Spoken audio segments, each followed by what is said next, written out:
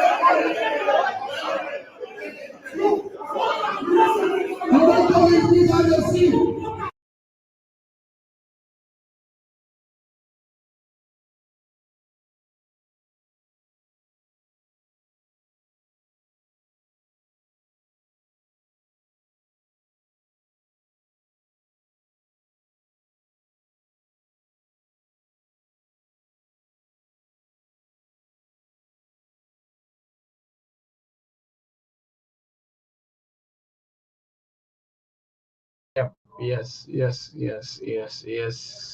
Indeed, what a way, what a way to welcome you. Yes, even though we are between.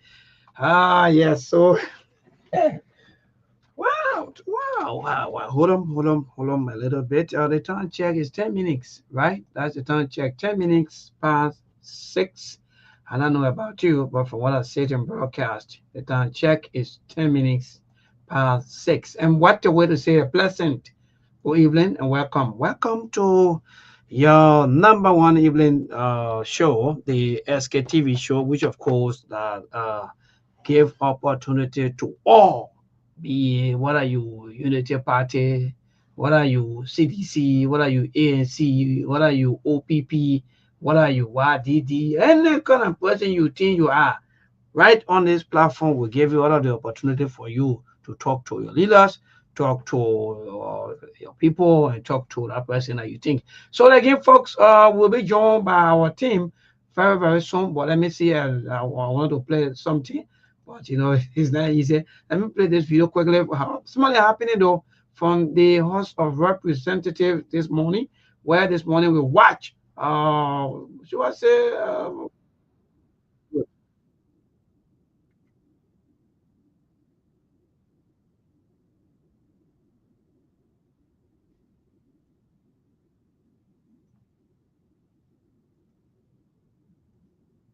Assaulted by my police and the Zion army, all the people. This place is where we're supposed to talk. I'm not talking somewhere living with my car. My car, you for ya. I will be here again on Thursday. So many you will be disrupting. Look, until they can respect the Supreme Court ruling. The Supreme Court ruling is very clear. Rachel Kuhn is not the speaker. So you can't. So if they get authority, let them suspend me. Let them why they can't expel me. They get authority, expel me. Honorable Koloba, are you saying you get authority, expel me? Disrupting section? Look, I will keep stating my unreadiness until the Supreme Court decision can be respected. I will keep stating my unreadiness. That is where we're supposed to talk. Until the Supreme Court mandate can be respected. And the Supreme Court mandate will be respected. Thursday, I come here, I will enter here again. That session. Every day I will come and state my unreadiness. You don't have regrets, sir. I have no regrets. We are coming, honorable. I'm coming. Look, we are lawmakers. We need to respect our laws. We need to respect our rules. You are referring to the police as Juta, sir. Oh, but then I take action now. You hear me reporting my statement? You hear me reporting my statement? The chair of all of the administration said they will use the law to protect. Fine. Let them use the law. Let them use the law. I was stating my issue. I was stating my issue. I was stating my issue. I'm stating my issue. And I should be recognized to state my issue. They brought a violence in the place. Stating my issue is our violence. You saw me choking chair. So you were explaining to the Supreme Court which one is disruption. Disruption. I was speaking to the movement. They should have given me a chance to speak to the movement.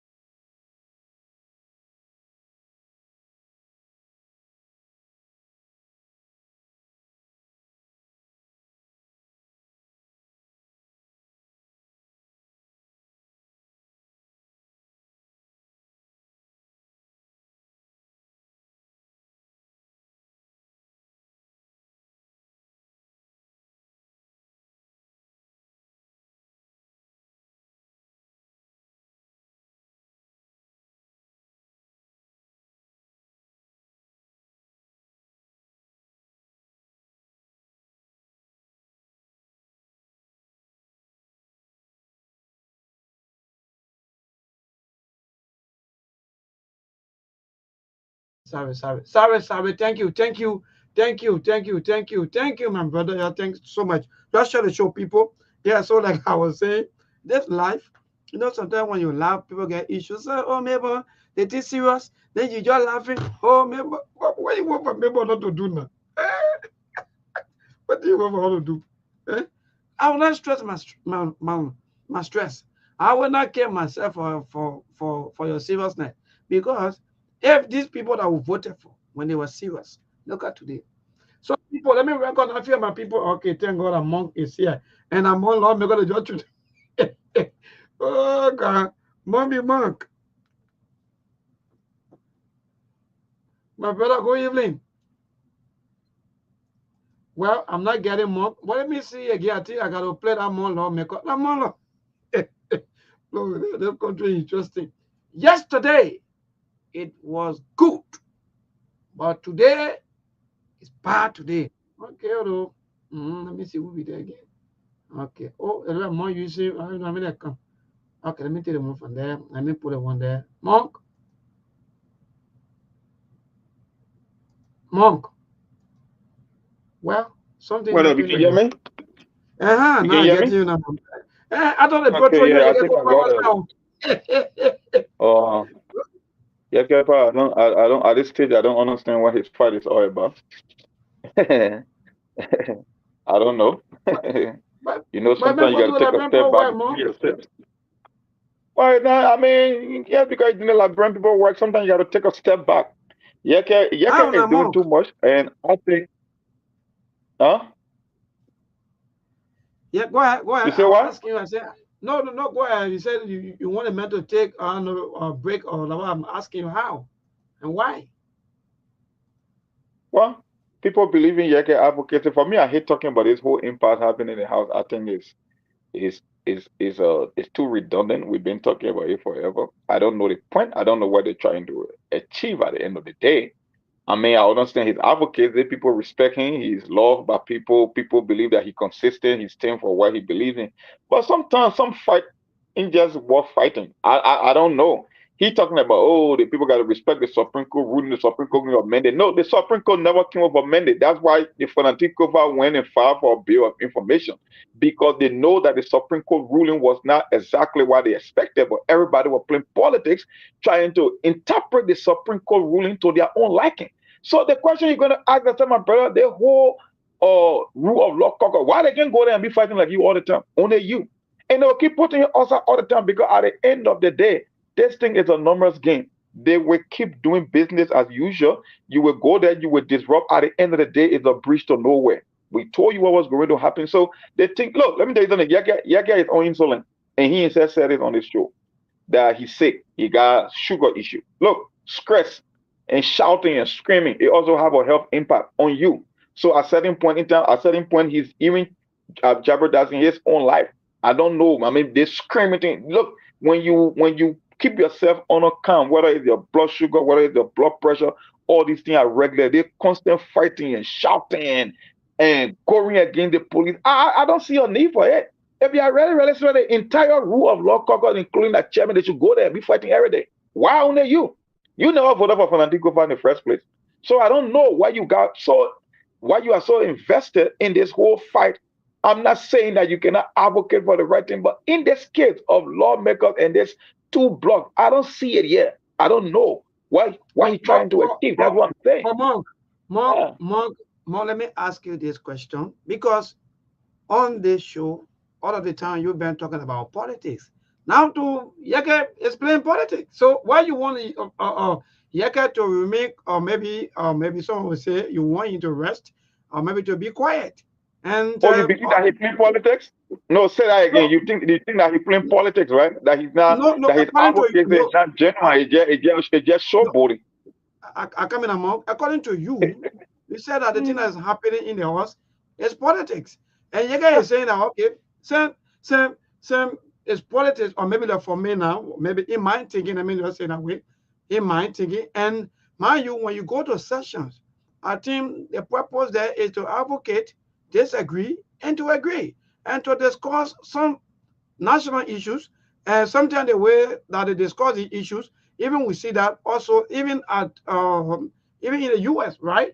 So for me, for calling on Yeke Kadoba to remain maybe quiet and forget about things, then I think then we'll not be doing justice maybe to other No, people. I'm not telling Yeke to stop his advocacy or to cease his advocacy. I am just saying it's a bridge when it comes to this legislative impasse. It's a bridge that leads to nowhere.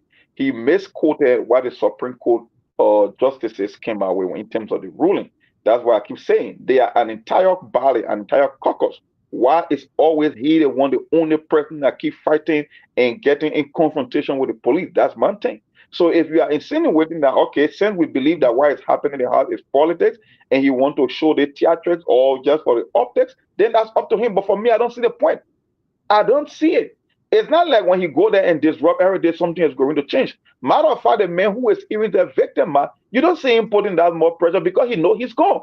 And we say this thing over and over. At the end of the day, let me tell you something. Fanatic Cover is both a lawyer and a politician. Yeke is not even a law student. He knows nothing about the law. So my question is, why you keep putting yourself on the line for them all the time? Where is the speaker? Where are the people that support his caucus? And the last time I checked, I think there were almost like 28. So if they really want to put up a fight, all 28 of them should be online, including that boss, making that case. Why only him? That's my thing. Like what I keep saying, he didn't even vote for Fanatic Kofa. He never supported Fanatic Kofa. So if anybody will have most stake in the fight, will be the speaker, the embattled speaker. But why he's not on the phone? So Mark, someone will say, okay, I agree. Maybe let me just say yes, I agree with what you just say. But then again, people will say no, but Mark, I don't think that is wrong for Honorable Yeka Koruba fighting maybe for what is right, because quote unquote that we always be saying, oh yes, it's politics. Now the politics is not helping us, right? The politics, I come in tell you something. Instead of the politics helping us, the politics keep destroying us. Now the man is saying that okay, all we want is, you say Yeke is not that this. He say Yeke now that all of the adjectives, everything you put it on Yeke, good. But now the same person that you describe with all of the adjectives, the man is saying now to you that okay, doing the right thing. Me and I know law. Me and I go to law school, but me at least I get common sense. I think that's what you're trying to say. Now the right thing should be done. Like now, let's have a recognized speaker, a person that will be recognized. Then when Yeke is behaving in a form manner, then you say, okay, yeah, I feel about Yeke Koruba, you actually have your say. But at the end of the day, Rachel Kuhn has now become speaker through the referral process, in which of course he has been recognized by the Supreme Court and almost by everyone, even including some of our international partners, as speaker. So I think what you are doing or what you're saying is wrong. But to just prove to Yeka's point, I think you also saw the associate justices also boycotting the sona on yesterday. So do you think that Yeka should still remain silent just because you want 14 to go the way maybe other people wanted to go, just because Flandikofa is not talking, Flandikofa remain mute? Mind you though, it's not everybody has that fighting spirit. Okay, then let him keep fighting. I'm just saying the fight is for what? Why are the expected outcome he want to see coming from this stuff? For the right thing to be done. Yesterday we talked about this stuff. We talked about this issue yesterday when it comes to the Supreme Court justices, because that's how people are going to interpret that statement.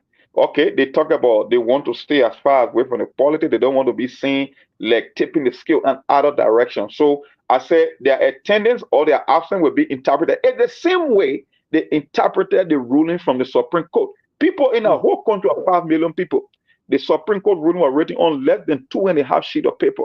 And people came here, they have 100 versions of a simple English that were written on a sheet of paper. And you are telling me that he should do the right thing. What is considered the right thing? The Supreme Court, what they did, they drew a line in the sand, they separated the constitution provision from the politics and told you we will not interfere in the politics. We will interpret the constitution as it is. Everybody came and started claiming victory. We said, no, this thing is a bag of mixed fruit. Matter of fact, you got a constitution provision to remove the speaker, but there are other ways lawmakers can strip speakers of their power all over the world. There was never a single day or any time in history that the Supreme Court went and interfered with legislative matter. We said it. So my thing here is, I'm not saying you guys should start advocating. I just want to know why he advocated to lead to. What result or what are some of his expectations at the end of the day? What is he trying to achieve?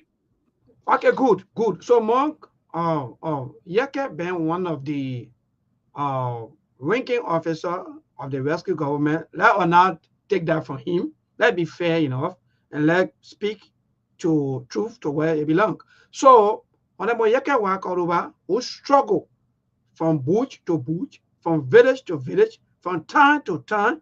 In fact, even who I will tell you, apart from Honorable Yeke Koruba, who stood tall in the face of former President George Manuel Weah and challenged the CDC-led government And today, the Sicilian government, they are out of power. I will give it out for Honorable Yeke Koruba that all he's saying today is that we all will criticize former President We are just because of the wrong things. Yesterday, the internet was flooded with a lot of insults, disagreements. People have their own platforms. People have what they have to say just because of the way the things were going. Honorable Yeke Koruba campaign up and down to make sure that the government comes to power. So for me, I think, Monk, let all be fair enough.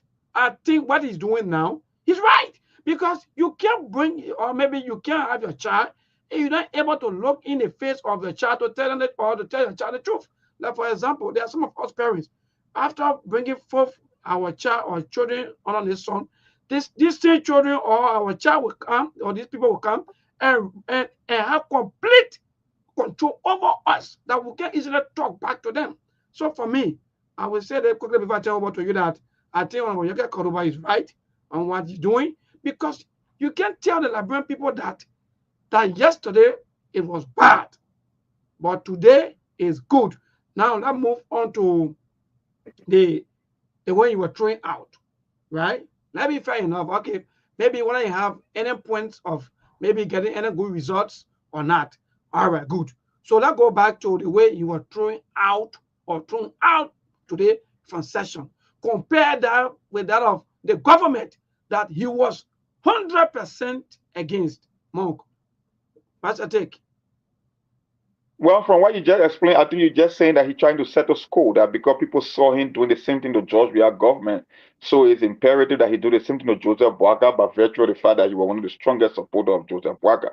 That's not my argument. We all advocated. I was one of those that went to the Save the State protest. Yeke Koruba was one of the major organizers. So we all know when Yeke rights were violated by the previous administration, whether it was seizing his children passport, we all know why Yeke keep fighting for. My thing here is the whole legislative impact is a whole different animal. That's what I'm saying. It's not only, okay, I did it to George Weah, so I should do it to Joseph Boaga because I supported Joseph Boaga. My thing here is when you say when you are pushing for a fight or when you want something to change or you want to do things the right way, you are doing it with an end result. In the case of this Supreme Court and these two speakers trying to show supremacy, why are Yeke expectation? And when that's why I don't understand, because when they talk about the rule of law caucus, I'm still yet to get the logic of the rule of law caucus. They're saying they want to do the right thing, but yes, if you want to do the right thing, you will go to that same rules and order or constitutional provision that will compel people to come back under the gavel of a speaker. But you're not interested in that. So you say, okay, we want to do the right thing. The question is, what is the right thing? The people who's supposed to tell all the right thing, the Supreme Court, no, they threw it out there for both sides to fight over the spoil. And you cannot even define what is the right thing. And you're talking about rule of law caucus. I am yet to understand what they call rule of law. Because I live in a country that's supposed to be the standard for democracy around the world. And what happened in Liberia, like I said on the show multiple times, on countless occasions, it also happened here. And I never want to see the Supreme Court coming to intervene in political matter happening in the House. So when they say rule of law, I want to know the clear definition of what they call rule of law. I'm yet to understand. I'm confused. I am saying the Constitution gave you a specific mandate how to remove a speaker. That's why on the books. But equally so, lawmakers got more than 10,000 ways to strip a speaker of his power. It might look inappropriate, but it's not illegal because this thing is standard practice all over the world. I said it more than 100 times. So my question for Yeke Koruba, I respect your advocate. Matter of fact, I told Yeke Koruba on the show than no other person or panelist on the show. So I support everything that Yeke do. In the case of this embattled speakership, what is he trying to achieve? Why he should be out there like putting his life on the line, going against law enforcement. I understand when they try to scrape somebody's right on the horse floor, that one is a whole different thing. But at the end of the day, my brother, there are certain fights in politics that just don't work it. That's why I want to know what is he trying to achieve. He want to bring Fanatic Kofa back, or what is his definition in the case of the embattled speakership that he's trying to get here? That's why I don't understand. That's why I'm saying it's almost like a bridge to nowhere. I want Yeke fighting for the Liberian people. Yeke represents a congressional district. He got to push the interest and the aspiration of his people. But Mantenia is in the whole horse speakership battle. I don't get it. That's my thing. But let's stop there for now, maybe. we can cry what spilled milk. We've been talking Yeah, about this thing well, for more than a month now. good. So that's just my thing. Mhm. I'm still confused, my brother. Well, I like uh, that. So we just pass through with that because what we did witness on today, coming from the lower house, where one of Yaka Cordova was thrown out, But again, this thing happened, and these are things sometimes our leaders do to talk at each other. But Monk, maybe there are a few things maybe that caught your attention out there that you want to tell us about. Um, yeah, so let's move on. I will following this information about the fire incident. I don't know whether you saw that. Also, I'm hearing that the prosecutors, the state prosecutor, have requested an extension of time to present crucial evidence in the alleged Capitol building arson case. According to the prosecution presented its third witness, Peter Johnson, who testified against the the defendants. Our reporter noted that Johnson presented photocopy WhatsApp messages, which Mark, I don't know why you yes, getting me sir. clear, but according to the information that indeed on today, the state prosecutor today they are calling for time. They are saying that they want the government to give them more time because they want to find all of the evidence and everything because one of the one of the wisdom one of the wisdom they carry photocopy WhatsApp messages. It's in the kind of country, month. What was it? Yeah. My brother, that information you Oh. gave me, I have no clue about it. I never follow it. Maybe I will read it later, but I'm not informed to speak about it. I just know that there are so many games being played with the whole fire issue. For me, I took my position. I did my one or two. I say, when we come on the show, we are, I would say, we are just analyzing situation happening in the country. We are all pundits here, or we can say political commentator, other kind of adjective. It means that everything we say here is 100% authentic. Especially when it comes to our views. The only thing we can do here is the information as it comes. We should present it as it is, and then we can bring in our opinion or our analysis. But it's not 100% right. That's why we rely on the listeners and the callers to feed us with some information we learn from them. So it go both ways. Man thing here is this fire incident maybe there are so many moving parts and it just doesn't make any sense to me. When people say they want international order, the first thing I say, I know at the end of the day, there will be few people that will benefit from this or forensic audit by bringing international investigators because I know it's all about money. The fire got to the building and within 24 hours, they already had a projection when it came to making assessment of how much they would be able to for repair and damages. I don't know how they came up with that. So I know it's political, it's highly political. People try to throw hands here and there. I did my own thing. I took my side. I may be wrong, but we will let the investigation to go on, whether they bring in forensic expert or they are using the local fire service or expert in the country. That's up to them. But one thing I know at the end of the day, the librarian will be the one to foot the bill and it will lead to nowhere again, as always.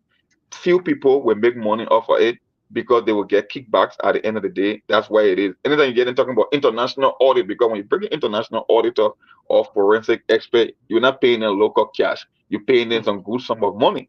And the people who are making the allocation of the resources is taxpayer money they are going to use. So they will get their fair share. That's the only thing I can guarantee you that is going to happen at the end of the day. So But Mark, we ain't rushing, we ain't going anywhere. yes. But Mark, let me ask you a few questions, but let me start out with this one. With all of the tensions that were building up because of the SONA, where there were a lot of names, lawmakers, names have been placed on as a person of interest and so forth. You think this thing was done just because of politics, or it was real, or are they doing these things maybe to just confuse the Liberian people? You said names were called for what? Concerning what? Uh, uh, People of interest or person of interest. So many names were placed on the police RG carry or Hmm. send in a communication, right? Yeah. Mm-hmm. I So mean, I'm from the asking. preliminary investigation, that's why when some of us took our position, people they say, okay, oh, Mom, you want to take us out? I said, my brother, we are all speculating. we got some information that came out. Preliminary investigation went on. The police RG came with some findings, even though they are still carrying on extensive investigation. But at least you can take cues from some of the preliminary information that came out. He said the fire started from multiple locations. It was not a regular or break in the circuitry system or the electrical system. That it was arson. It was set up. So, and when you get a seller like that, then more than likely you will call few names that will be people, key people of interest. It means that they are guilty of the crime, but those are the folks they will be questioning and they feel that they are suspects. So that's the same old thing. The thing here is, I don't want to be like the president. The president, I think he made a very reckless statement at the initial stage because the statement he made, it came out before the police IG could even speak. And some people say, why the police IG speaking? They want to hear from fire service for the people who are expert in fire. So what? Well, I'm not into law enforcement. I know nothing about law enforcement. I am just saying when this kind of investigation, you can only base your analysis on the information that is coming out from the people who should be given the information. You don't want to keep speculating all the time and throwing fingers out there. That's why I said the initial information that came from the police IG, at least they gave us a clue, as opposed to the president who were calling people gangsters and other stuff, even before the police IG could speak. That's a whole different thing. So maybe we are all at the same place.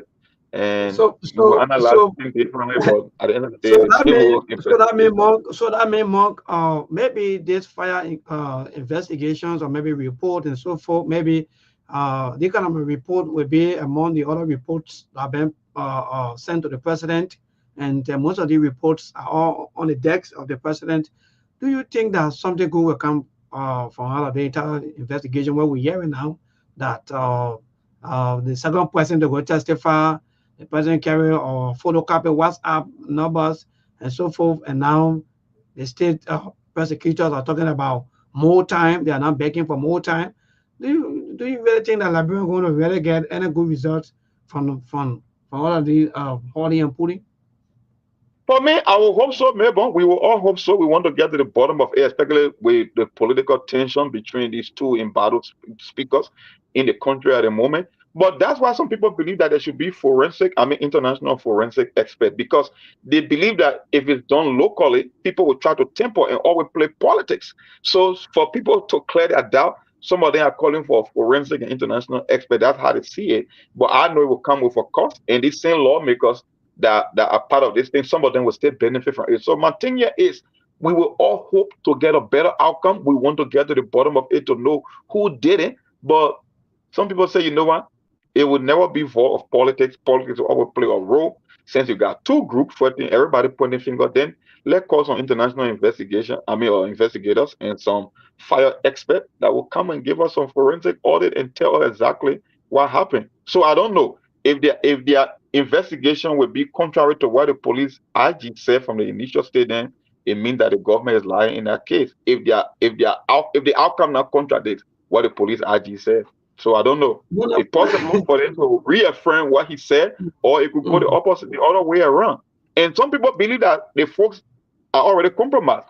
If the president would come out and make a statement before the police IG, then they are not going to buy into the outcome or the findings from the investigation because they believe it's already tinted politically. I think you remember the incident with Albert Peter and Gifted Lamar, right? When the president speaks before time, it's almost like you are trying to tint the investigation. You're trying to muddy the waters. That's how people will interpret it. So I don't have a problem with people who say they want international experts to come and do a forensic audit. They are right. Yeah. Okay, but let me ask you the last question, then we transition. And I think this question is just so interesting. The crime scene. I think the crime scene has been tampered with, right? If you notice that yesterday, people have, if not one of the biggest programs on the crime scene yesterday. So, the program. Remember, I told you something. I said, for the fact that the fire incident happened on 3 separate occasions, that's tampering with the crime scene, because every time it happened, they will revisit those areas. And guess what happened? Because when you carry on a forensic, if you want a forensic investigation and you want to get down to the bottom of an event, you want to secure the crime scene first so that nobody can tamper. But How many times we have had electrical outbreak in that same Capitol building? I think for the third time, right? 12 times, yeah. 3 times. Okay. So when they are going to visit the same crime scene for 3 or 4 different times, why do you think it's more likely to happen? They will temper the crime scene. So even if we bring a forensic investigator, I don't know what will become the outcome of that investigation at this stage. Where they were found? Which part of the entire end that they will even start from, or how would they even go? Because yesterday you have, if not one of the most or maybe a tender program at that Capitol building, and in meantime, by the way, maybe the barricade certain part of the crowd saying anyway. But Mom, hold on a little bit. I want to ask you before we go to the solar on yesterday, and I know that you've been reading throughout, but they report that close to almost 80 audit reports are now being placed on the decks of the president, and up to now, I think it's gone almost 4 or if not almost 2 to 3 months now, and there's no news about all these reports. Mom, quickly, you want to chip in on that quickly before we go maybe to the But the audit report are not new. We heard about the audit report that was on the president's desk for the longest since he came to office. Matter of fact, we thought that when he was started to start twisting some arms and getting some results. But so far, whether it was the asset recovery or following up with the audit, like everything been stalled. Ourselves, we are confused because we don't know what the president is trying to achieve at this stage. From the beginning, we said it, whether it was asset recovery, whether it was the audit, and I think we did our fair share by informing the public on some of the funding that came up from the GSC. We read those audits on the show, whether it was the one from the Finance Ministry, whether the one from the central bank and different agencies or how they call it, state-owned enterprises from within the country. So I don't know. It's up to the president. He can prioritize what he chooses to prioritize. The only thing that I know that most of the things, they are not going anywhere. They've been on the docket for the longest, and we are not seeing the government giving or any indication that they will put all their energy behind investigating and bringing people to justice. So at this stage, it's just about hoping. And I always say on this show, hope is not a strategy. You can hope all you want.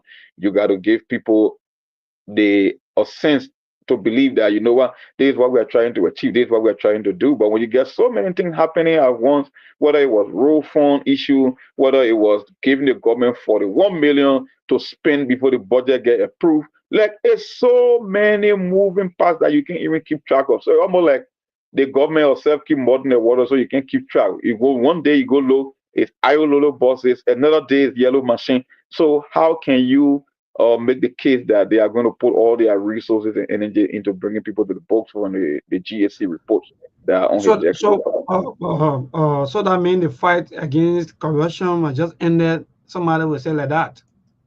I won't say it just ended. I would just say it's now a priority based on what I'm looking at on this country. No, let me tell you something, Mavon. A country like Liberia, when you become president, when you take power, right? There are so many challenges. There are so many things that are on your desk. The most you can do is to pick the most important one that will be in alignment with your agenda. That's why you will prioritize.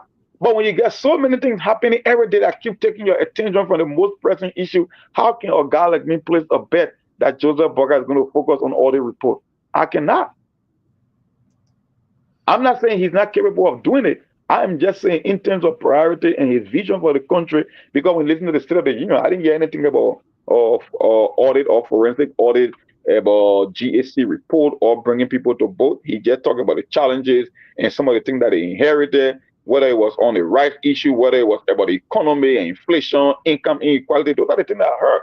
So you are telling me, Mom, do you believe the president is going to make some huge inroads on this issue? No. I'm not going to place a bet on that. I hope, but I'm not.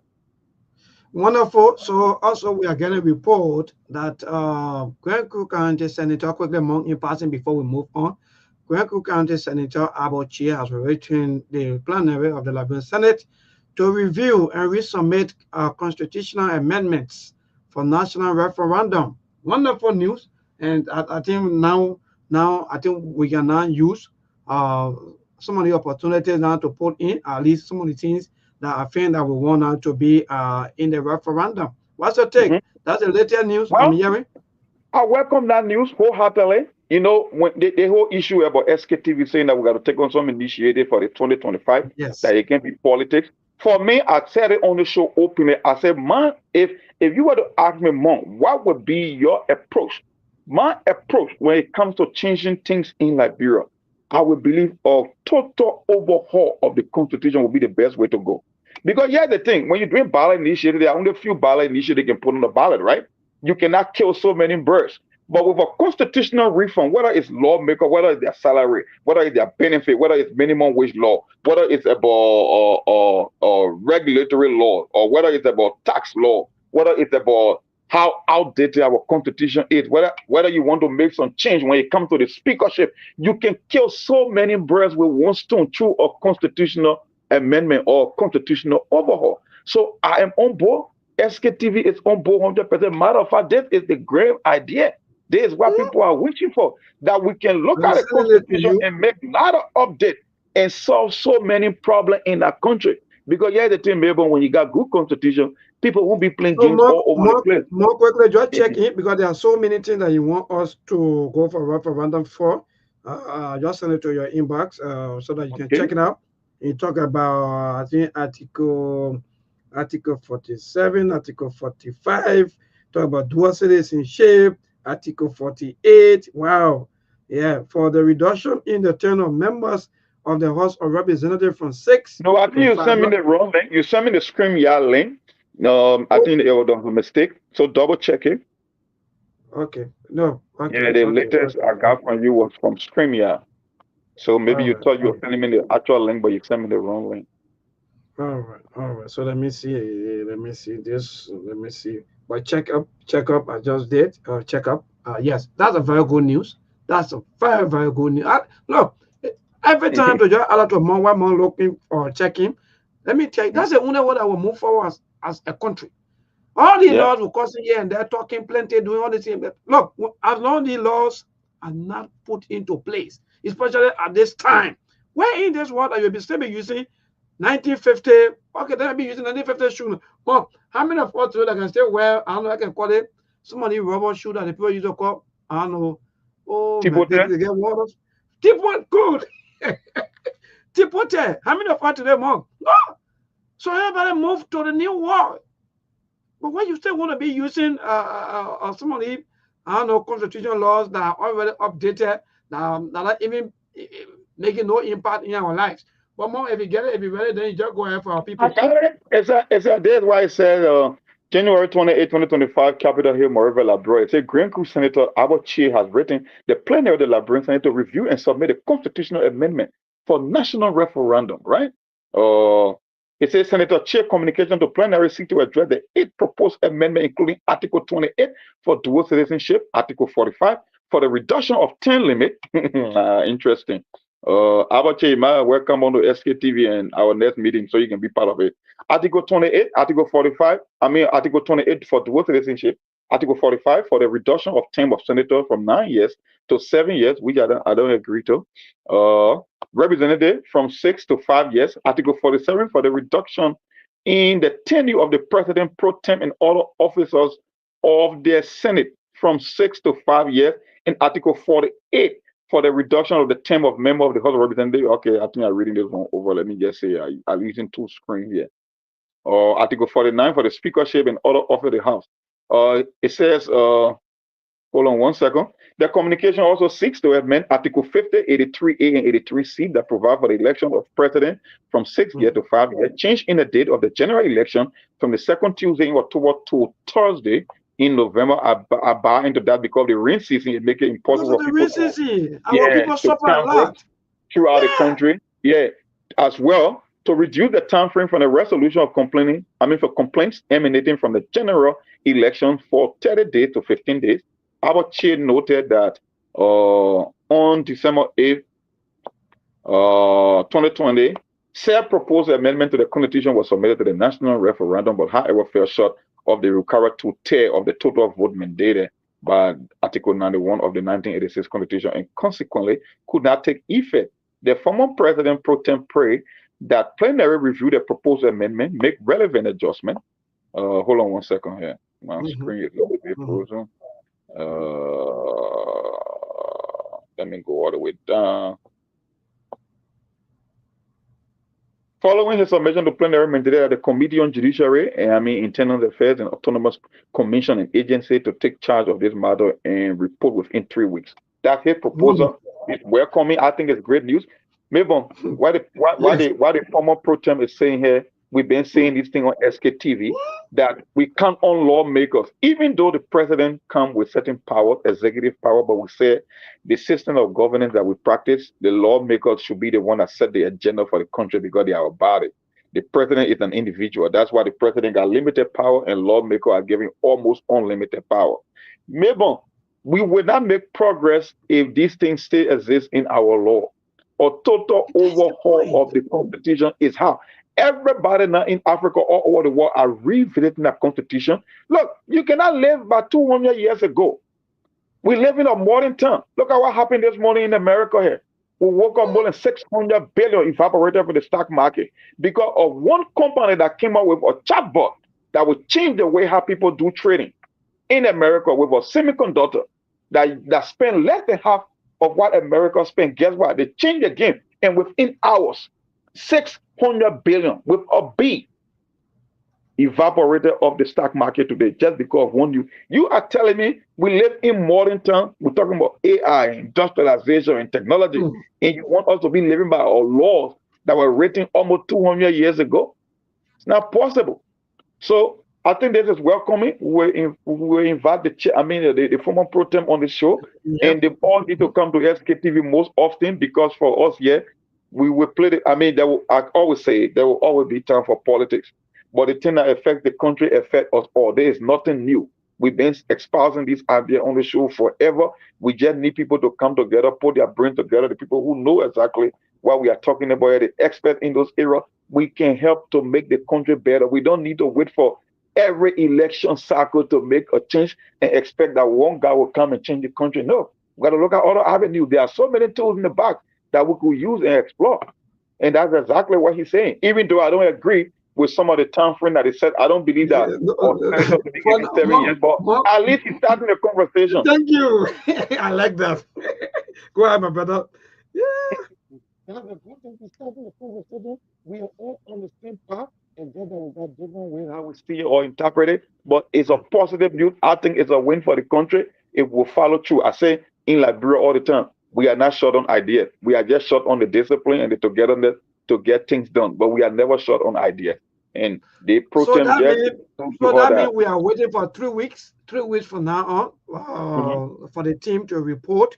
And trust me, by the time they report and they vote on it, I think it will be sent to the lower house also, and then we'll move on. But I think there'll be a lot of maybe some suggestions that you are saying. We're going to suggest. We're going to also come in. Liberians, I think it's about time. This is about you, because every time we come to this platform, we talk about things that's supposed to make you happy. And when you go back to article, I want to tell you that indeed all of the government activity, all the governance, everything is just about your own happiness. So if something there that not making you happy, you tell the people that no, this one not making us happy. Let's see about this one. Let's take that one from there and put this one there, at least for our happiness. So in that way, we all will benefit. So in short, what I know it happened before, people never voted for or again. Look, let us not go back. That is saying going back and forth today, that get that is saying that will get us to where we are today. So let us not go back. Yeah. Maybe with a total overhaul of the Constitution, we can solve more than 30 to 35% of our problem in Liberia, especially when it comes to governance structure. Maybe in life, the people who existed before you, they had to do a lot of heavy lifting. The one advantage you get as a future generation, you are able to look at history and write what was wrong and make adjustment. And you can build on other people's idea and even post some tweak to it and get a better result. You don't have to reinvent the wheel. Pay a team of experts, go to other countries, do your assessment, gather some information, look at countries that are doing better, and ask yourself, whether it's like Ghana, whether it's the Botswana, the Ivory Coast, the Rwanda, these countries, they are doing better for a reason. It means they are doing something that we are not doing. And where is the first place to look at? The Constitution, the written law of the land.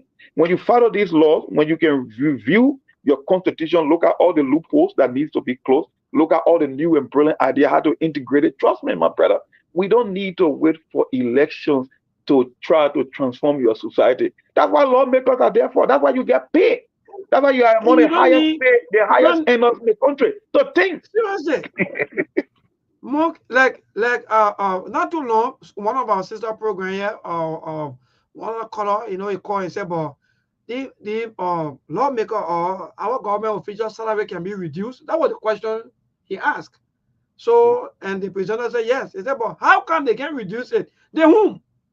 Because they feel that it benefits them. Take their wives, some of them, they take their wives and their children, take all their family members from here and send them abroad. While you here, you struggle. Then they call you and tell you, okay, what happened? Every month we'll give you $50. They put you on call brigade association. How guarantee is that amount? What that amount going to do for your life? Nothing. Nothing. Mabel. Yeah. Mabel. Sometimes in life, right?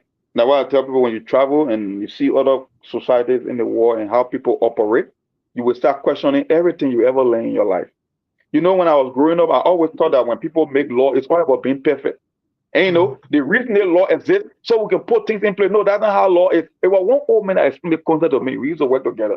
They call him out. I'll get called a friend. They call him Alan. He's a Norwegian American. He said, Cyrus, the reason people put laws into place is to guarantee success and to protect the weak. He said, let me give you a typical example. No law is perfect. Every law comes with a loophole. But the only reason people will put this law into place so as to benefit the majority. You know the example he gave me? There is a social program here they call the food stamp program, right?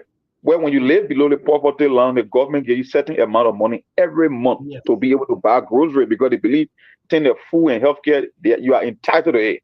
Even when you get money in your account, but it's your right when you wake up from bed in the morning to find food to eat, so the American government will subsidize that, right?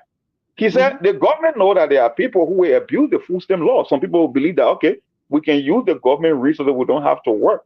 But the idea that they give that is not because of the people who want to trick the system. It's about the people who they intend to help. Because they know there are more women out there, single mother out there, poor people out there that need the kind of help. So they won't say because few people try to take advantage of the system, so they will put the program to a stop. No, they will still help the people that they intend to help. But equally so in helping people, there will always be folks that will take advantage of a system. And your job is to keep closing the loophole and making it tighter and tighter. That's why we keep saying laws are not meant to be perfect. They are just meant for the greater good. And I can't applaud the former pro-tem anymore. I think we are all on the same page. We work on this idea. It has nothing to do with politics. Whether it's a Liberty Party.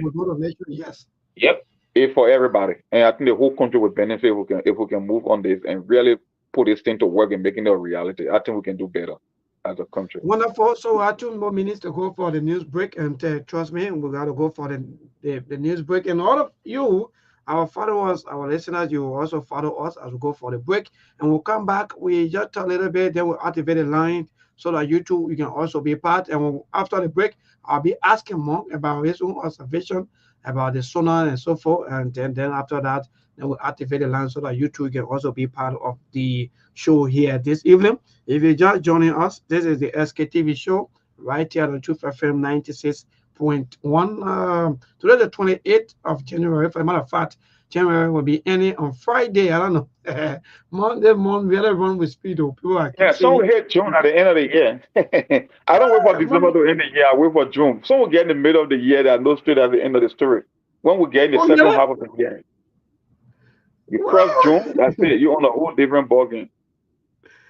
Wonderful. I see. Wow, that's good, man. You're right. So even though I wanted to chip in with maybe with the rescue train, but again after the news, then we'll do that. Ask a few questions about what your own observation about the sonar. So just continue to do your little research, and there's some of the things I know fact checks. I don't know why you. Oh yeah, well, just fact check. You got the statement made by the president and hear from our people up there if they are authentic or if you are just making us stuff. Because I know when government pass policy, right? Sometimes you want to get some results, and it take a while to start getting the scores. You know, when you put policy in place, it takes time to start getting some data as to whether the policy is working or not. But in the case of the president, anything you propose supposed to be given credit, even though they are not in place. They are yet to start the process, but the president, I think he presented at if to say that he already scored into a huge mark on that. So we will just run through few talking points from the State of the Union and hear from our people if he was lying or he was saying the truth. We can just fact check in real time. Mhm. That's what we can do. All right, good. What wait more? Thank you. So we're waiting for our news team. We're going for this break, and we'll be right back. Thanks to all of you for watching. We're going for news break.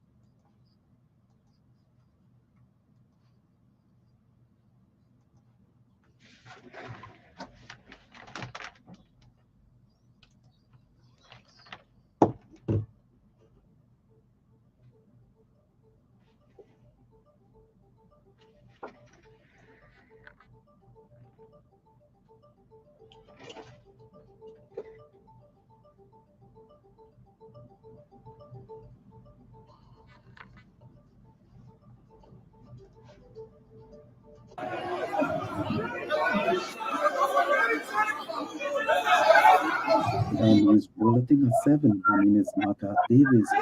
And the headlines: President Joseph Boakai discloses an ambitious plan, the National Energy Compact Project to electrify about 1,000 homes annually.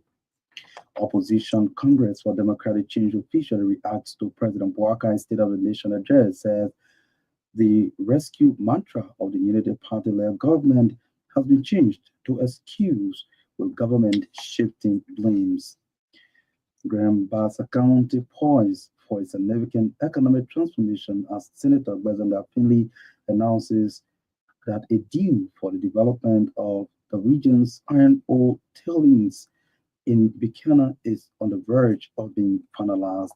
And away from Liberia, rivals appear to be urging closer to taking control of the key city of Goma in the east of the Democratic Republic of Congo, following reports that they had captured its airport, according to the BBC. Those are the headlines. Now the news in detail. President Joseph Boakai has disclosed an ambitious plan, the National Energy Compact Project, to electrify about 1,000 homes annually, the Liberian leader said. With Liberia still having 46% of the West African forest intact, the country has the advantage to improve electricity without hurting carbon. Responding to a question about his government's plans to enhance power efficiency in Liberia at the African Heads of State Energy Summit in Tanzania on Tuesday, President Boakai noted that the issue of electricity is key on his government's agenda.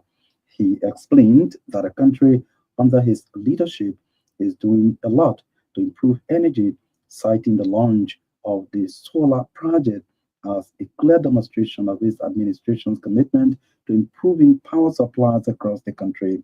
President Boakai further admitted that only 33% of the country's population is currently connected, but noted that Liberia has a lot of water to enhance power efficiency for all, which is which his government is working tirelessly to achieve. The Liberian leader appreciated the organizers of the African Heads of State Energy Summit, something he said will enable the country to meet potential partners to invest in the energy sector. President Boakai used the occasion to call on investors to come to Liberia and invest in its energy sector. The Liberian head of state departed the country on Monday, immediately after delivering his annual message to the legislature. The Opposition Congress for Democratic Change has officially reacted to the State of the Nation address delivered by President Boakai on Monday. CDC Legislative Caucus Chairman Senator Nathaniel McGill called on President Boakai to convene a national reconciliation conference to unify the people of Liberia. Senator McGill said the absence of 5 justices of the Supreme Court 8 senators and almost 25 representatives from the President's State of the Nation address must send a strong signal of division. The Margibi County Senator claimed that the rescue mantra of the Unity Party-led government has been changed to excuse, with government now shifting blames all over the place. Grand Bassa County is poised for a significant economic transformation as Senator Bezanda Finley announced that a deal for the development of the region's iron ore tailings in Bakonin, Buchanan is on the verge of being finalized. According to Senator Finley, the deal is set to bring an estimated 30 to 40 million US dollars in benefits to the county. Although Finley declined to reveal the name of the company involved in the project, he assured the public that the agreement has been thoroughly reviewed and deemed favorable for Grand Bassa County. The project is expected to provide a substantial economic boost, not only through financial investments, but also by creating hundreds of new jobs.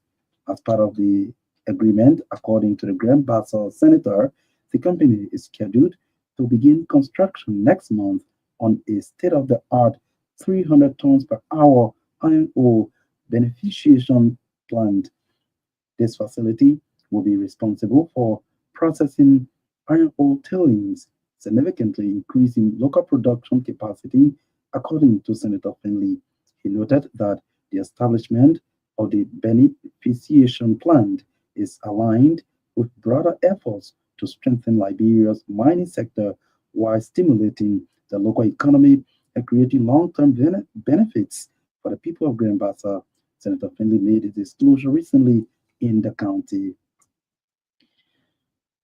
House Speaker Richard Cohn has called on his legislative colleagues to remain steadfast in their mission to exceed the expectations of the Liberian people and uphold the trust reposed in them to serve the nation. Speaking after President Boakai's State of the Nation address on Monday, Speaker Cohn urged lawmakers to collaborate effectively to ensure or secure a brighter and more prosperous future for all Liberians. He emphasized the importance of unity and commitment in fulfilling the aspirations of the citizenry, encouraging his colleagues in the House of Representatives and the Liberian Senate to prioritize cooperation, particularly on critical legislative measures essential to Liberia's development agenda. Acknowledging the prevailing national challenges, Speaker Cohn reaffirmed Liberia's commitment to unity, progress, and transformative development. He described the State of the Nation as a pivotal moment to reaffirm unity, reimagine the collective future, and renew dedication to the values that guide leadership, highlighting the launch of the Arrest Agenda for Inclusive Development, the AAID. Speaker Cohn underscored its potential as a transformative initiative that has inspired hope and elevated expectations among Liberians. He expressed optimism about the implementation of the Arrest Agenda, noting its importance as the legislature embarks on the second section of its 6-year tenure. You are listening to a bulletin of news from the News and Current Affairs Department here at the Renaissance Communications Incorporated. We broadcast from Dupont Road in Painesville. In more news, the Liberian Senate has begun arguments on a bill for an act to repeal Chapter 25 of the Ministry of Internal Affairs, Title 12 of the Executive Law of 1972. The act also includes the Liberia Code of Law revised to establish in its stead a new Chapter 25 to be known as the Ministry of Local Government. The bill was presented by the Joint Committee on Internal Affairs, Governance and Reconciliation and Judiciary, Human Rights, Claim and Petition. Maryland County Senator Level Brown on Tuesday endeavored to convince his colleagues to support the passage of the bill. According to him, the proposed bill is to provide operational framework for existing bills already passed by the legislature. But in reaction, several senators made various recommendations to the Joint Committee over some portions that need to be corrected before final passage. The Workers' Union of the Liberia Broadcasting System has honored Dr. Benjamin Way, president of Lacose's College of Education, as the Young Innovative Educator of the Year 2024. The award recognizes his significant contributions to improving Liberia's education system by fostering the development of highly qualified and competent educators. During the award ceremony on Tuesday, Joseph Seyon, the embattled president of the LBS Workers Union, highlighted Dr. Way's instrumental role in advancing the quality of education in Liberia. He praised Dr. Benjamin Way's efforts to ensure that Liberia's education sector remains innovative and capable of addressing the evolving needs of students and teachers alike. Receiving the award, Dr. Benjamin Way expressed his gratitude to the LBS Workers Union for identifying his efforts and contributions to the education sector of Liberia. At the same time, the LACOSE's president has recommended that the country establishes a rotational teacher exchange program to tackle the pressing problem of teacher shortage across the country. Dr. Way said the teacher exchange system will allow teachers to share expertise and resources across different regions, ensuring that students in rural areas receive quality education in essential subjects like science and maths.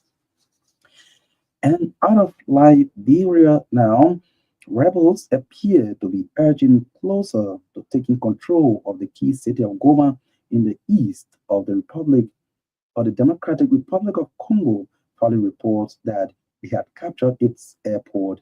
The Congolese government has insisted that it's still in charge as fighting in parts of the city continues. Warehouses with food and medical supplies have been looted, aid agencies say.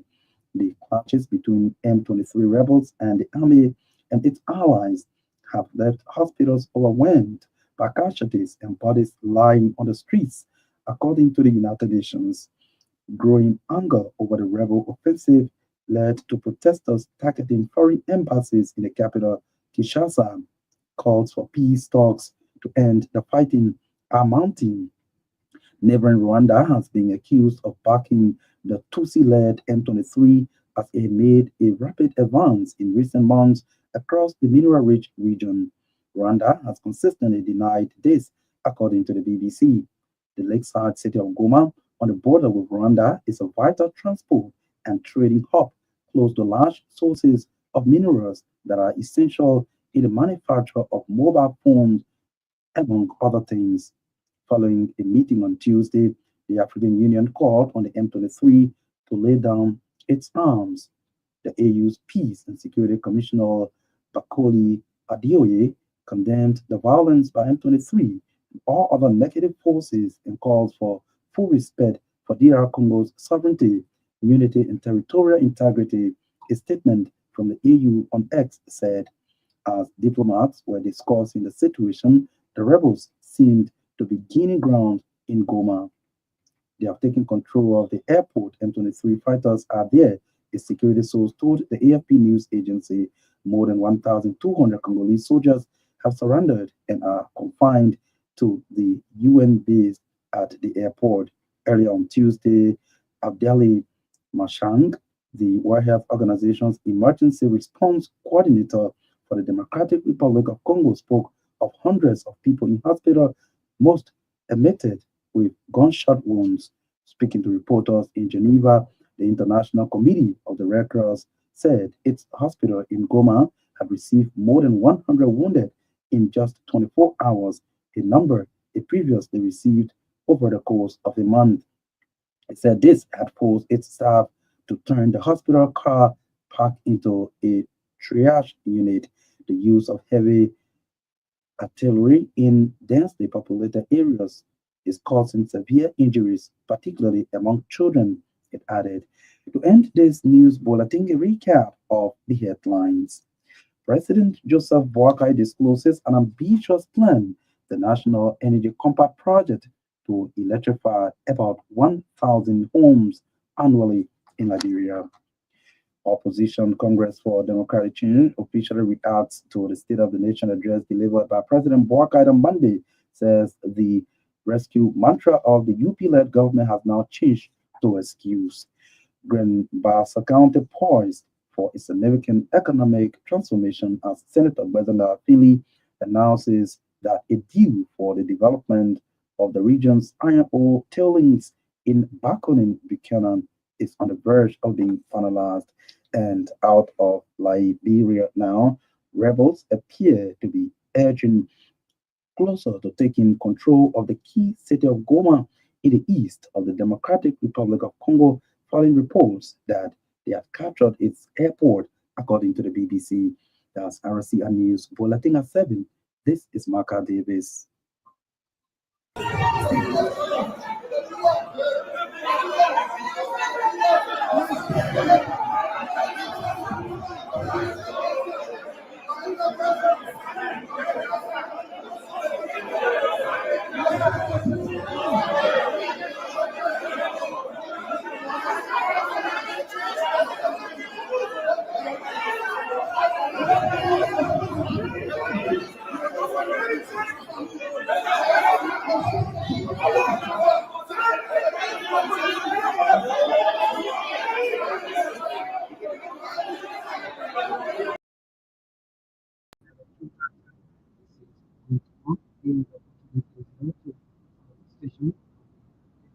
Tonight,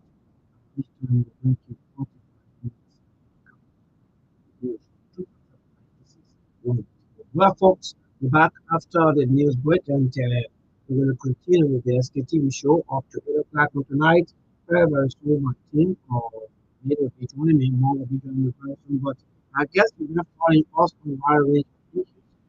To make those up, we also bring up some of the latest news. Yeah, so news is already noted to this. Yeah, but welcome back after the news break. I guess we were maybe drinking, is that what 20? We have the green tea.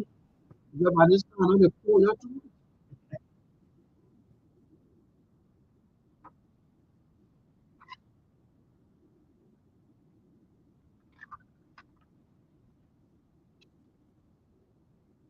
Mom, Hello? are you getting me? Yeah, I'm here. Yes. I'm here. Just to Okay. inform you, I've got some change in schedule here. I don't know. I won't be after we hear from our people. I don't know Okay. if No we even problem. be No able to problem. go in all the point or I will just late. We'll just late couple of them. Then maybe we'll continue tomorrow about Yes, the end of the indeed. You know, year. the sooner won't end until maybe the week, or maybe we Yeah, even it's just the fact checks. You know, we gotta be doing the fact checking and some of the things that have been said and so on. But go ahead, you because yeah. you So were by 1:40, on 1:40, I will be on a Zoom call, to uh, maybe 2 or 3. So I will be, no, I will be going the next 20 minutes. But yeah, I mean, just for the viewers, the president said lot of stuff. We will just ram through a few of them. He talked about the first thing the president did was to lay the groundwork first. That they inherited a lot of things, a lot of challenges with limited resources. You know, it's the same thing when the other government kind of accuse the previous government. You know, they got to muddy the water first. That mm-hmm. they inherited so many challenges. Yeah, from the Oh boy. previous administration. It's the same thing that he did. He said he said they had a clear agenda for 100 days. I don't know if I can make the argument that the agenda was clear for 100 days because we all gave him a mark, and the entire country, I would say, I think was more than 90%. You can remember when we opened the line for a couple of days on the Mm-hmm. president first 100 days, and Mm-hmm. the results were horrible. I would say 9 out of every 10 was giving the president a negative review, but he said it came with a very clear vision in their 100 days to provide aid and relief to the Liberian people. That's how he opened the State of the Union address, the State of the Nation address. And the next thing he went on, they had a lot of challenges and they inherited a very limited resources. But he extended his appreciation to the lawmakers because they were able to give him 41.3 million to operate before the passing of the national budget. And the next thing he said they came up with 14 executive order. Two of the most recognizable ones were the War and Economic Crimes Court and the National Railway Authority. Yeah, that those were two that he mentioned. And he said when they took over the country was in a steep decline, which meant Liberia was falling over the cliff, that everything was going bad and an unprecedented hardship. inflation was almost, I think if I'm not mistaken, let me see here. Let me open this paper. I don't get on the top of my head. And he said a lot of stuff. He talked about the economy, the state of the economy. Maybe hold on 1 second here. Yes, One all right, all second. right. So that's great. I think I'm also seeing Mr. Kane Yeah, just joining okay. us, and thank God that Mr. Kane joining us on a very good time. Where Senator Abo Chair also, who are working hard now in making sure that all of the things that we've been saying here today will come to fruition, or someone will say. But Mr. Kane, I don't know why you want to talk, or are you a little bit busy and you join us later? I think I can talk something. If you can hear me. Okay, Yeah, yeah, I'm hearing good, you too. good. We're getting you. You're very clear. So go ahead. Okay, so you know, I went through Lamong always suggest sometimes better to read a transcript as opposed to listening to just the speech. But listening to the speech and then also reading the transcript entirely, I was very disappointed because I kind of feel like probably Joseph Boaga is talking about a different country, or maybe Joseph Boaga mistaking Labura for another country, or maybe I had some, you know, problem understanding what was going on. But bottom line is the way they wrote it, it was very fine, to read. It was very nice to for somebody to come and present it, but there were a lot of missing pieces. Everything they were saying, they were not backed by facts. Almost 90% of what Joseph Barker said yesterday were misleading. Oh, Almost 90% of what he said yesterday. Mhm. Nobody's saying that they are not making some progress in some area. It would be very, unfair to say that. But he said things that were not realistic, that were Far lies. from, yeah, far from reality. Yeah, that were lies. You can't do that. So my disappointment was that he's speaking to the people of Liberia through their legislature, but yet you are insulting them. Because if you say everything was bad, including the exchange rate, fuel price, and everything going on in the country, that everything was bad, but you have come down and changed them, then people who are living in it, they have not seen, they have not felt any change.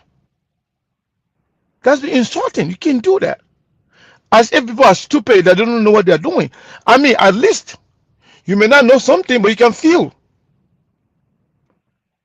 Assuming that you're not educated to read, but you know when you're hungry, right?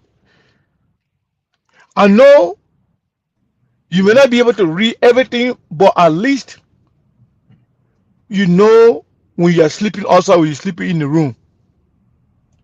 You know very well when you're traveling from places, you're not going to walk. You know whether or not the transportation fare is low. So, honestly speaking, the president was very disingenuous. He was very, very, very misleading, and it was deceitful because he said a lot of things that were not realistic, that were lies. They say, in Liberia, they say you can't call other person lie, but the man that president, you're not another person. When you're president, the people look up to you. You got to be honest, you got to be truthful, and you got to be fair to your people. You got to respect your people. Don't talk as if those people live in different country, other than the country you're talking about. So I asked myself, I said, but what's going on here? So bottom line is Melbourne and Mong, President Barkai was not fair. But towards the end, that bring me to what you guys are talking about, former speaker Abachi. Do you know Barkai they been listening to they've been listening to SKTV. Pro 10 or the Former Pro Senate 10. Pro Tem, bro. Former Pro Senate. 10. Former Senate Pro 10 Abachi. Mm. You know, Joseph Barkai and all the government officials in Labrador can be listening to SKTV. But they don't come straight, they will not acknowledge, and they will not call for you to work together to make things happen. Everything we've been talking about lately, Joe Barker mentioned them at the end of the. But all those are just mere promises because they know very well those things are popular. They know very well those things are things that Liberian people want, and we've been talking about it, and we are in the process of embarking on that project. We already started the recruitment process. We are brainstorming. We are listening to expertise, people, knowledgeable people, and people with expertise that they know how to move things around. Now, Joseph Barkai say we'll do all of those things we said we're going to do. But let Joseph Barkai start with transparency, accountability, honesty. Then we can believe him. Since Joseph Barkai took over from where we sit now, we are yet to see any improvement. They never take on any project and finish it. But Joseph Barkai, they say they got some legislative achievement. I don't even know what are those. The proposal, most of the achievement or proposal. Yeah, but proposal are not achievement. Proposal are not achievement. And when there's no guarantee that those proposal are going you're going to follow through, because you're not accustomed to that since you took power up to where we are right now. Joseph Barkai has not achieved anything. Sekou, I'm not cutting you off, right? You just said it right. That a proposal is not the same as an achievement, right? Even the 14 executive order he mentioned in the speech, the two most important ones, the War and Economic Council and the National Railway Authority, right, and zoning laws. Can we say that these things are already in motion? We cannot say that they are just proposals because I can say the War Council has been established. Will you agree to that? So go ahead. I just wanted to highlight those two. No, you're 100% right. More honestly speaking, I don't blame these leaders, some of the bad leaders in our country. The people, they take advantage of the country. Yesterday, as deceitful as it was, as misleading as it was, there were people that clapping. People that over the place on the internet saying that the man working. I just saw a post from the Senate President telling President Joseph Barkai thank you for presenting all those achievements yesterday. And the achievement is they are sharing money among themselves. The achievement is Joseph Barkai mentioned that how they pass the budget. And the budget pass, what happened with the budget? They divided money among themselves. What the country got? Nothing.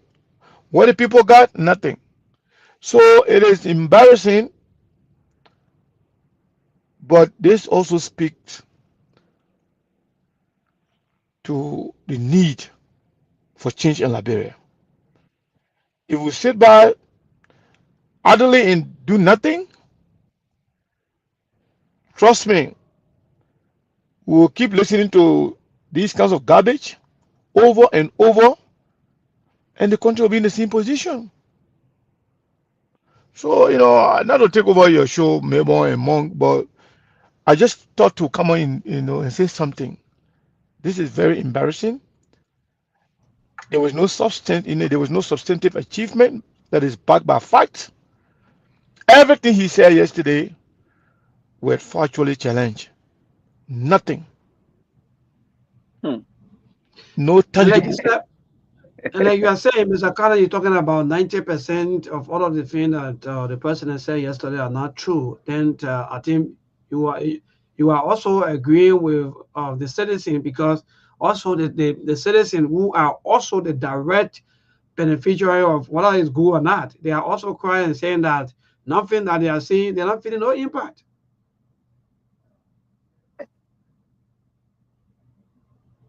Mr. Carter?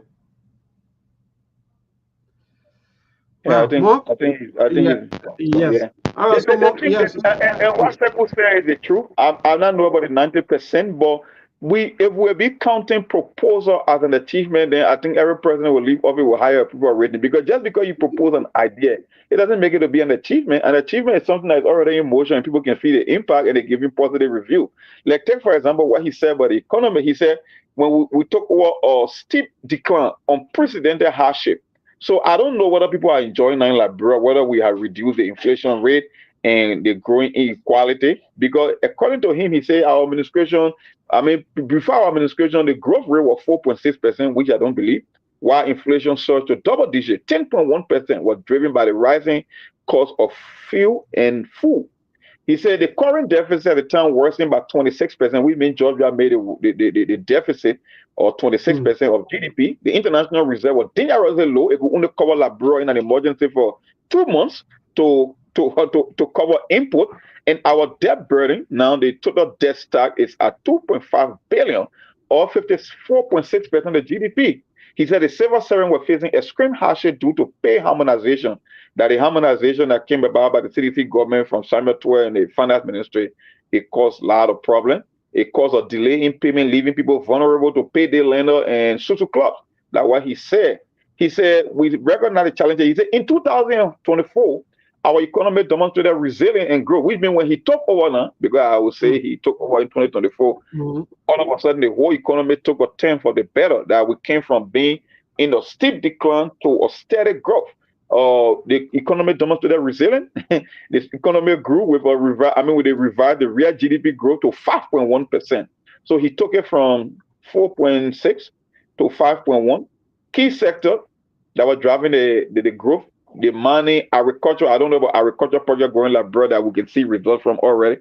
Maybe on eating some rest coming from the president's farm or any other government farm that happened, I mean, that kind of reducing the prices of rice or the price of rice? No, I can only say to you, we've been seeing some Liberia made rice. But let me tell you, the government, in fact, that's the thing. The government Uh, still spending millions of dollars every time on rice outside of the country.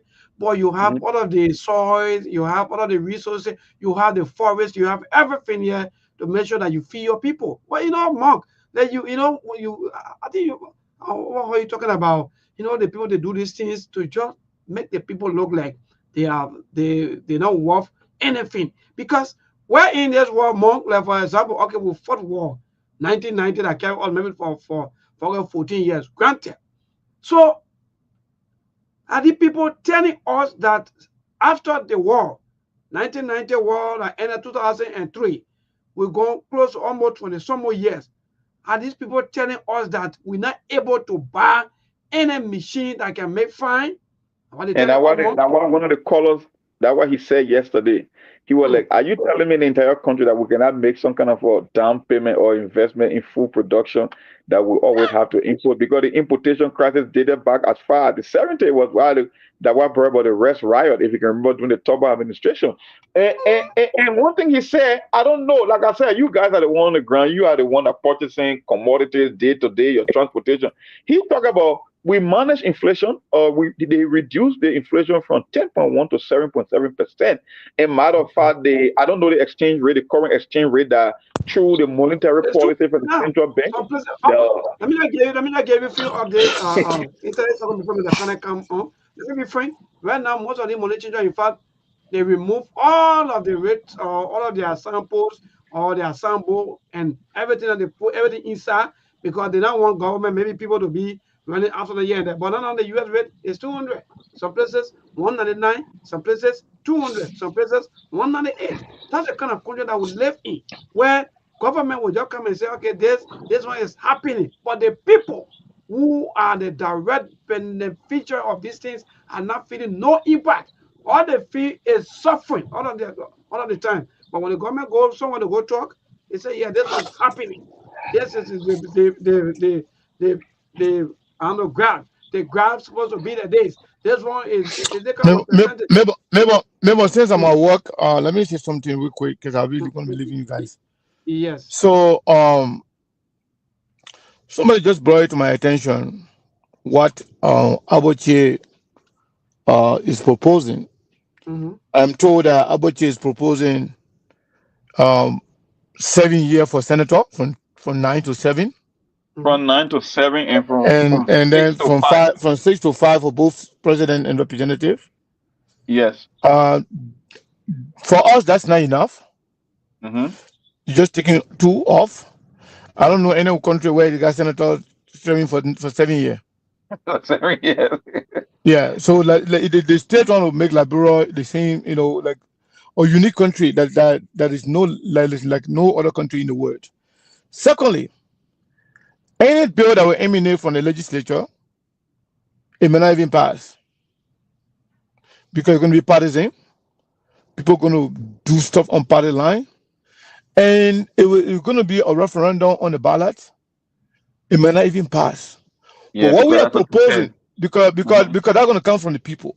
But what we are proposing is coming from the people. If Aboche is serious, let Aboche wait. And Liberian people, they want to emanate from the Liberian people themselves. Wherein we're going to put, let's say, 4 years for president, 5 years for senator, 2 years or 3 years for representative. The one will do it, there should be no amendment to it. Let it just present it like that. Because you know what? They will not need any education from the Liberian people in terms of for voting on it 2029 for referendum. Because why? The Liberian people themselves will be the one to submit this document. Because it's going to come from Liberians from across the world and in Liberia. It's going to be all the constituencies like district and county will be represented. Signature will come from all the counties, 10,000 or more for every county. That way, we will not need any further education to tell Liberian people what we're trying to do in terms of constitutional amendment. But what they are doing right now, they try to preempt our action. They try to stop what we want to do. It's all politics.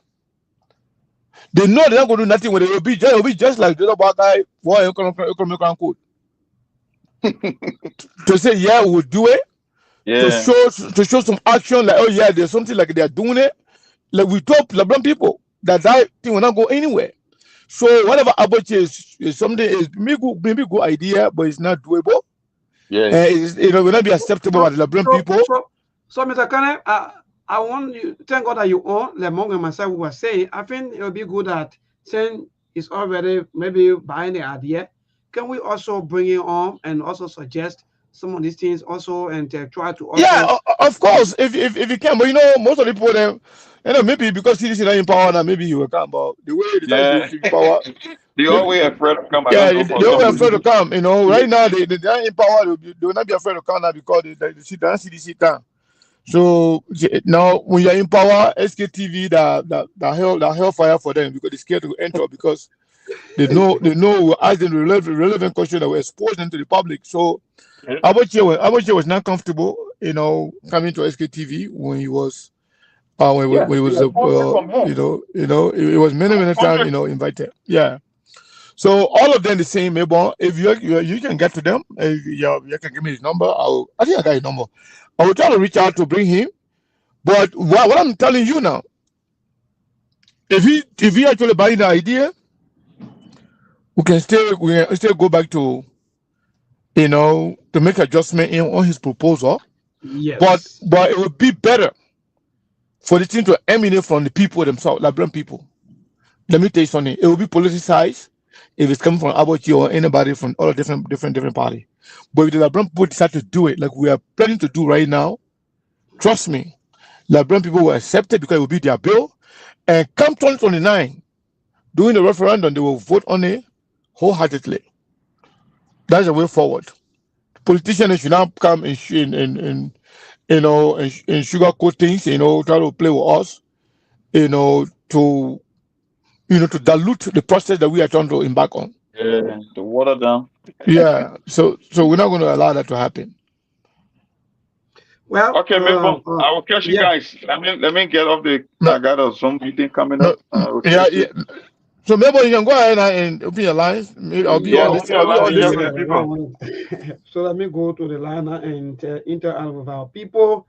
Sorry, let me see the numbers. We're trying now to activate the line so that you too, you can also be part of the SKTV show this evening. Mind you, today, Tuesday, having to be the 28th of January for the first month.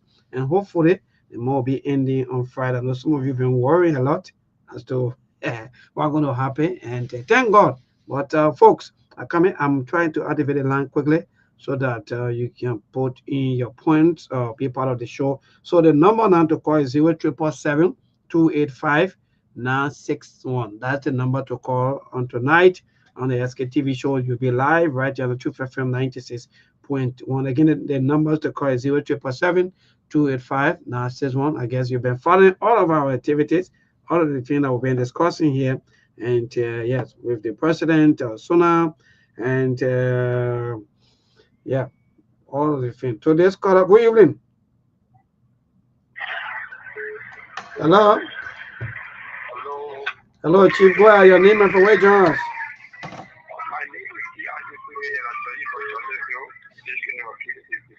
All right, go ahead, my brother. Go ahead. All right, thank you very much for the show. Like I always say, for Liberia to be delivered, they have to be Liberians. And what we need to do, we have to be delivered from our mind. Our mindset is not getting Liberia to where we have to be. Getting me? Yeah, go ahead, man. The first thing, we don't have Liberia at heart. We always put self-interest ahead of Liberia. So for us to get somewhere as a country, we have to put the country first before our own interest. Because when Liberia grow, we will grow. But when Liberia... So that move to the point. So what point? So what are you trying to say? For the rebel runner, why you always say on the rebel runner? It is necessary, but the problem is carrying on the rebel runner. The people themselves, we the citizens ourselves, we have to be willing. We should not do it just because we see or we hear other people saying that it should be done. We have to do it willingly and then to put ourselves into it. All right, thank you. Another thing is our law people, our government officials, they are working for us. So I think it will be necessary we put something in our building that we will determine how much they make. All right, good point. Yeah. Good point. So this color, good evening. Hello. Good evening. Yeah, my dear, go ahead. I'm Isa Kamara. I joined you for District 4 to be precise. Go ahead, Isa. Yeah, let me tell you and your panelists, thank you there. Like, where people were saying 2 or 3 years for representative, senator should be 4 years, presidency should be 4 years. Those guys, therefore, the Senate put temporary that the same woman are wasting tea on Sir Joseph, claiming that she was a picture, she was in the issue of the Labrador people. That the woman is setting up that to as a Senate put temporary. All the teenagers have been on why she behaving like she not even know. That why I'm disappointed in Tilo, I'm disappointed in Tomo Fala, I'm disappointed in Tikule, and fully formula and rest of the guy. They not mean well for Labrador, like one could call us saying, we will determine a pay, we are in fully readiness for the team, my brother. You should not take it lightly, you should not allow any politician to deceive you. We the Labrador people want the thing I bring it. You understand? You should not be deterred. You will not man like what I said, you should put party issue once. What any kind of a prayer institution you put it aside. You'll be straight. The way you're organizing it at the referee with no party interference, at least let the people speak their man, let them say pull a number, pull a senator, we go pretend to now will 408. All right, thank you so much. To this caller. Yeah, Mibon. Yeah. How you doing? I'm okay, my brother. Go ahead. Yeah, this is David King, and I do join you from my expenditures resident. I was in town yesterday. I changed money around the pipeline road for $200. She told it over 4,000. But when I listened to the president sooner, during his deliberation, he said the economy of our country is better than 1 year ago. And I asked myself, is a full man really mean what he's saying? I should have on the phone. I said, the old man really mean what he's saying? How can an old man tell people that the economy is better than 1 year ago? What a gas take. Then he went on by saying, when he took over 2 months in the presidency, he brought down the price of rice. That is far from truth. That is far from truth. Why the woman decided to call the bread and butter issue that he campaigned with a so-called bread and butter? You see, the old man was trying to be sarcastic to the Liberia people. All right, thank you so much. To this caller, good evening. Yeah, good evening to Labor and good evening to President and good evening to Uncle Seko. Yeah, go ahead. My understanding is my neighbor in District 2, Peter and New. Yeah, for me, the referendum I agree with, but during the past when President we are there and call for the referendum, people that died didn't tell that President we want to extend a time of it. I don't know how you see this one when you conclude that when you say that President Bola want to be in office a long time. And also, I want to say the state of the nation yesterday was deceitful and dishonest to us with the common people because President Bola never addressed 24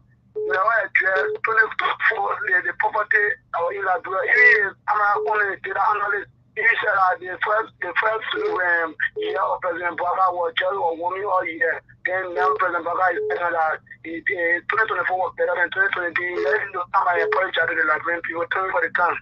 Thank you so much. To this caller, good evening. Good evening. Yeah, my dear, go ahead. Yeah, my name is Kenguchi. I'm calling from Rototo. Yeah. For me, I would like for the tenor of the proposed referendum to be 6 years for senator, 4 years for president and representative. I think it will be the best. 6 years for 6 senators. years for senator. Okay, 4 and years for representative and president. all right, no wahala. Thank you. We will pray to bring the senator and some of the lawmakers also because we got to work along with these people. Let me see who. Sorry, the number keep coming to what's the thing here? Keep a calls coming 0777. Good 0777. Hello. Hello. Hello. Hello. Well, today's caller, good evening. Hello. Hello, my dear. Go ahead. Good evening. Hello. Oh, what's happening? Hello. Well, let me see. I don't know what's happening. Yeah. Keep a calls coming 0777 285 961. That's the number. Let me see. Today's caller, good evening. Yeah, my dear, your name and from where you join us? I'm Augustine Walla. I'm calling from Tuporo, Subatan. Okay, go ahead, Augustine. Yes, first of all, I want to touch on the son of the president. You know, at times we depend, when we were growing up, we saw elderly people as being role model and people that speak truth. But this time around, I don't know. The president came out with a whole lot of things that he said, you know, that nothing like that is happening in the country. I'm very disappointed at Mr. Wakai. Mr. Wakai understands that things it is his first year, but it's good to be truthful to your people. As well, there are so many challenges and other things. But you can't come and lie to the people. U.S. rate is 200 as we speak, all around the place. And you're talking about the living conditions for people. You know how we survive? You don't know. The issue of the referendum, as you said, my brother, the referendum should be done by the Liberian people themselves. We don't want any law or interference. We don't want any politician to take credit for that. We want the Liberian people to decide the issue of representative, 4 year president, 4 year senator, 6 years, and that will be okay. All right. Thank you so much. The Liberian people themselves, they should decide. And I hope some of you will really come up with this kind of thing here. Hello? Yes, go ahead, my dear. Your name and for where you join us. Yeah, my name is Samuel Reyu, and I call it on the Ralphie Highway. Okay, go ahead, my dear. Yeah, you see what happened? I think we had a referendum before, and people spend the shit money went all over the various counties, and nothing came out of it. And you know, these people will not shoot themselves in the leg. Any good thing you say in our house, they will keep it. More than in their interest. So I mean, that's it. Yeah. The So for yeah, no, go ahead. Yeah, the bottom line there is once they're not in their interest, they will not look after it or pass it. They will say in committee room, in committee room. So these are gonna deal with suffering honor. So if they will agree, they don't have to take it even 1 month it can happen. We've already went 2 times with the referendum, and we came out to save here for because at that time you people were supporting them because maybe they were quote unquote, they were your godfathers, politicians, and so forth. So now, thank you, my brother. So at least that one now our eyes maybe will be open and you will not be able to be supporting politicians. Good evening, today's caller.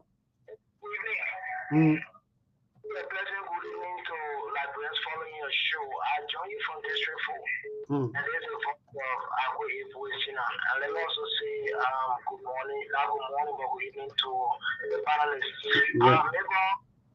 I will now hold Liberians in contempt if everyone will give their first view when it comes to the president's address on yesterday. There are some of our brothers and sisters who are saying the blanket statement, the president lied. Yes, these are their opinions and we respect their opinions. But what I want my brothers and sisters to do is that to just categorize the entire address of the president as blanket, I think that is deception in itself, because there was a thing the president made mention of, and these are not blanket statements. The president talked about this issue of women involvement into the political space of our country, into the government sector of our country. This is true. The president was able to lay out the percentages of some of our women who are being power, who are in government currently. So, like I said, I respect your opinion, but to just turn the entire address as blanket statement, I think that is deceptive. But what I took away yesterday, it has to do with the boycotting of the justices at that program. I don't know for what reason they do it, but I think we shouldn't leave the country in suspense. If they have reasons to support their action, they must be able, they must brave the storm, they must muster the courage and come to the Liberian people and tell the Liberian people these are reasons for which we boycotted the solar. But to just leave it and people are speculating in this country, I don't think it's good. All right, thank you. Let me see what Mr. Connor. Our team will want to give Mr. Connor a little time because he's just joining us. So, Mr. Connor, I think we have 8 more minutes to go, and maybe you want to respond to the people, their own reactions, especially when it comes to the referendum, how they see it and how they want it. I think we are getting there. But Mr. Connor, what's your own reaction? Yeah, can you hear me? Yes, I'm getting you loud and clear.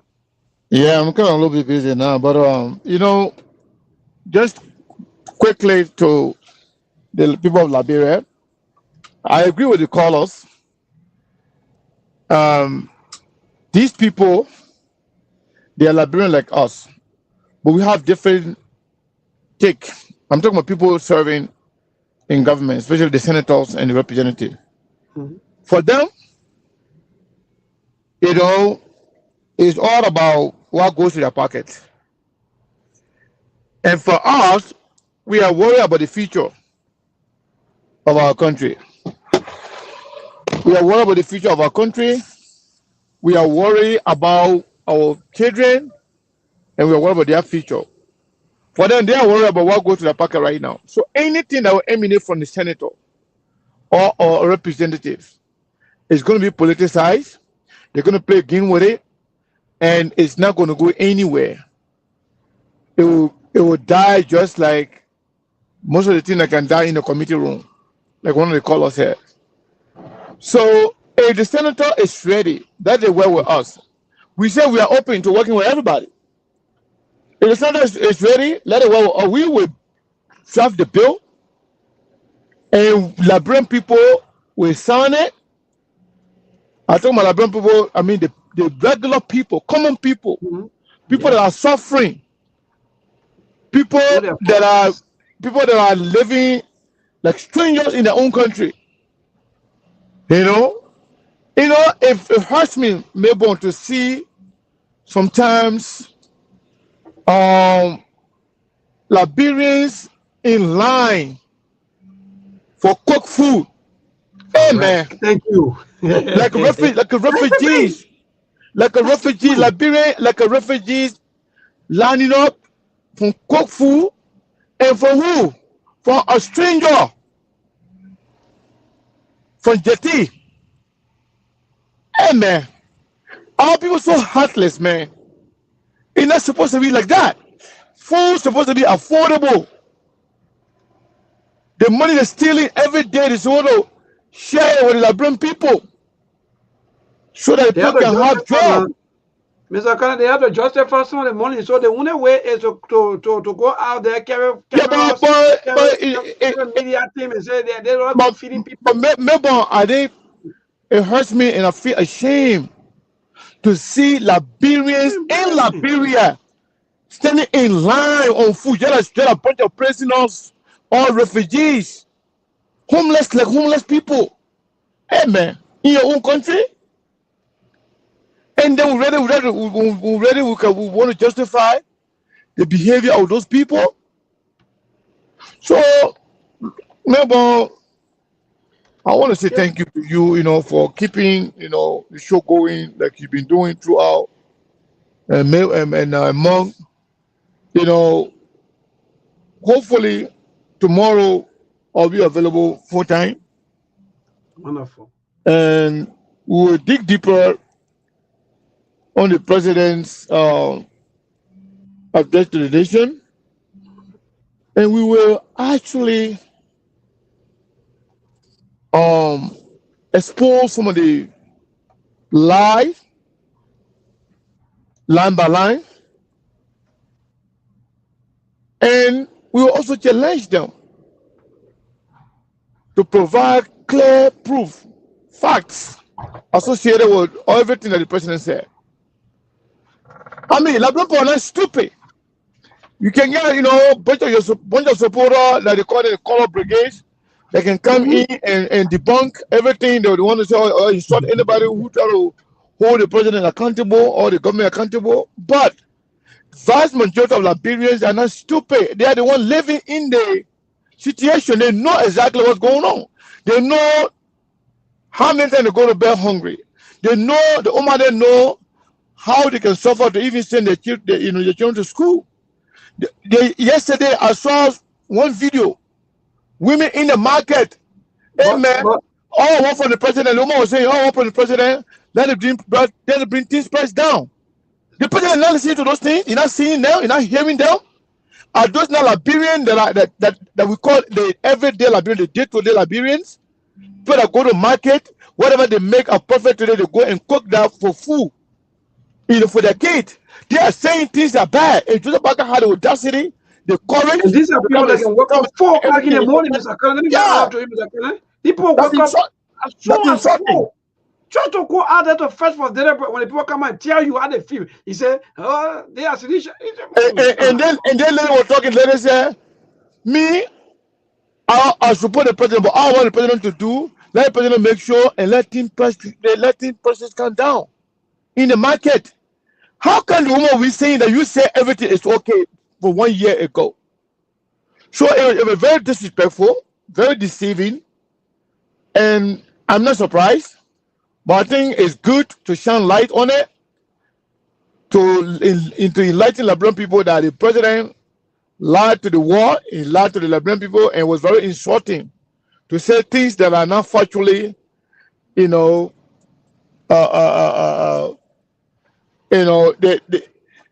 I mean, I was so disappointed when I read the whole thing, member, because listening to it, maybe I thought maybe it skip some things or maybe added some things. So I went and read the transcript as it was written, and everything in there, they are totally factually challenged, and the president misled the public. Hopefully, he you will do better the next time. But this was not a good one. This was not the best one. But thank you so much. We'll be here tomorrow. Yeah, indeed. Thank you so much. And let me say thanks to all of our viewers, our listeners, and folks. This is how we let to go home on the SKTV show on the beautiful Tuesday. We'll catch you when we'll catch you, and that will be on tomorrow at the same time. I'm Johnson Mabon Kula. Thanks to Mr. Connor and that Bridget Monk always being here with us. Thank you so much, and good night from our end. There are things we can do. We bring in good news and we give it.